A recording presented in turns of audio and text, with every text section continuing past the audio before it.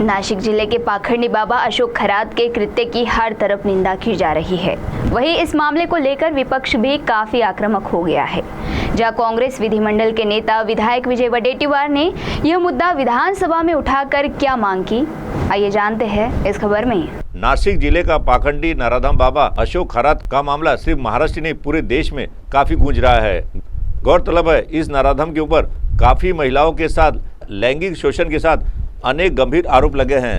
वहीं इस मुद्दे पर विपक्ष काफी आक्रामक हो गया है और मुंबई में चल रहे अधिवेशन के दौरान कांग्रेस विधिमंडल के नेता विधायक विजय वडेट्टीवार ने मांग की है कि इस गंभीर मामले की जांच कर संबंधित पर कड़ी कार्रवाई करें। साथ ही इस प्रकरण में शामिल मंत्री अधिकारियों को सह आरोपी करने की भी मांग उन्होंने की है। तो आइए सुनते हैं इस प्रकरण को लेकर विधायक विजय वडेट्टीवार ने विधानसभा में और क्या मांग की। अध्यक्ष महोदय, महाराष्ट्र आता कुठे चालला आहे आणि आमच्या बरोबर आमच्या 2-3 लोकांना पण बोलू द्या। फार गंभीर विषय आहे हा नाशिकचा।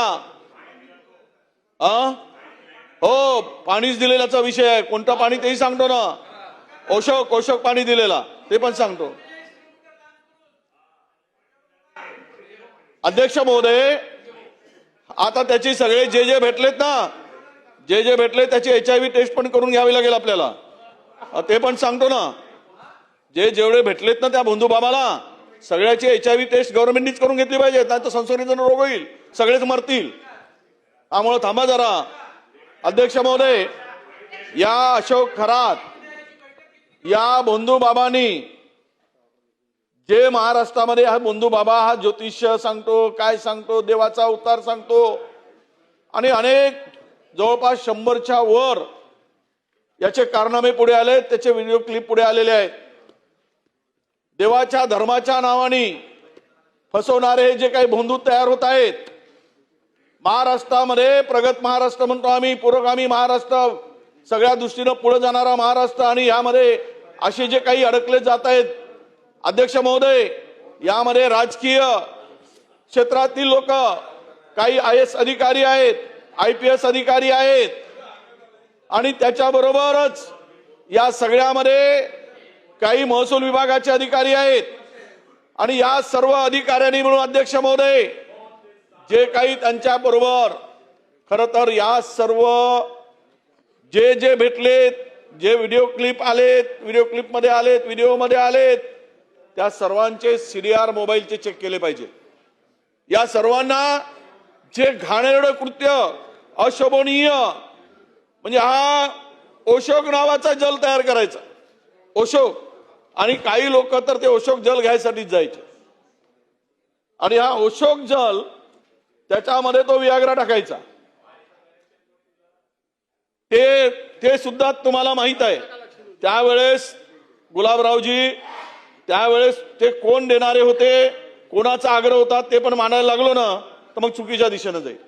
ते देण्यासाठी कोणी आग्रह केला त्याचं नाव मी घेणार नाही, कारण मी नोटीस दिली नाही म्हणून, पण आता तुम्ही मला त्यावर भाग पाडू नका। माझी तुम्हाला विनंती, 35ची नोटीस दिली आहे।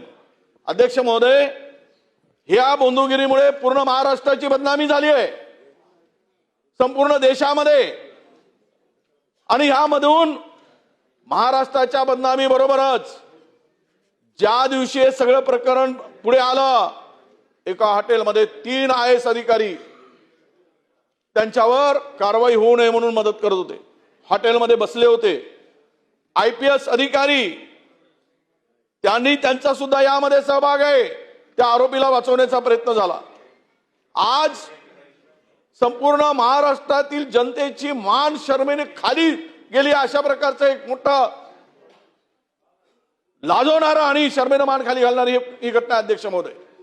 म्हणजे आमच्याकडे जी माहिती प्राप्त होत आहे या संदर्भात, केवळ SIT नेमून हा प्रकरण काही संपणार नाही।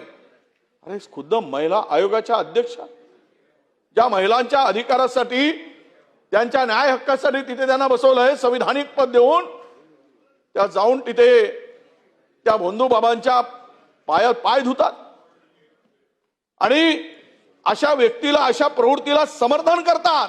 अध्यक्ष महोदय, अनेक मंत्रिमंडळातील मंत्री त्या बंधू बाबाचे दर्शन घेतात, भगवानचा अवतार, ईश्वराचा अवतार। अरे थोडी तरी शपथ घेताय, पण तिथे जाताना, या बंधूकडे जाताना थोडा तरी विचार करून जायला पाहिजे. माणूस कर्तृत्वाने मोठा होतो.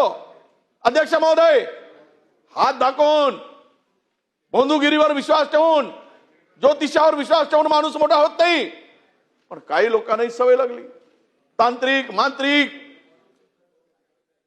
हात बघून किंवा भविष्य बघून सगळं जे काही आहे ह्यामधून अध्यक्ष महोदय फार वाईट ही घटना आहे. अनेक महिलांचं शोषण झाल्याची संपूर्ण व्हिडिओ समोर येत आहेत. आणि हे बंधुगिरी इथेच नाही, किती लोक, किती महाराज असे किती अनेक झाला तयार झाले. काल परवा एक थोरात नावाचा कीर्तनकार 16 वर्षाच्या मुलीवर अत्याचार करतोय, 16 वर्षाच्या, आणि इकडे खरो कीर्तन सांगत आहे. म्हणजे आतून उडवून कीर्तन आणि आतून तमाशा. कुठे चाललंय हे सगळं? काय चाललंय महाराष्ट्रामध्ये? अनेक जणांची नाव आली. माझी विनंती अध्यक्ष महोदय, हे धर्मांधपणा दाखवून धर्माच्या नावाने, देवाच्या नावाने या सर्व जवळपास 100च्या वर क्लिप आहेत. अध्यक्ष महोदय, ही महाराष्ट्राची लाज घालवली आहे. आणि यामध्ये जेवढे सामील आहेत तेवढ्यांचे राजीनामे घेतले गेले पाहिजेत. 6 आरोपी केले गेले पाहिजेत. जेवढे अधिकारी आहेत, IAS अधिकारी, IPS अधिकारी, मंत्रिमंडळातील काही मंत्री आहेत, यांचे राजीनामे पहिल्यांदा घेतले पाहिजे. या बंधुभावाला साथ दिली आहे, या नालायक माणसाला, सन्मान्य सदस्य विजय वडेट्टीवार साहेबांनी जी माहिती सभागृहासमोर मांडलेली आहे ती माहिती गंभीर स्वरूपाची असल्यामुळे शासन याच्यात कारवाई करत आहे हे सगळ्यांना अवगत आहेच, परंतु शासनाने या संदर्भात गंभीर दखल घ्यावी. टीटीवी के लिए वैभव रारकर की रिपोर्ट.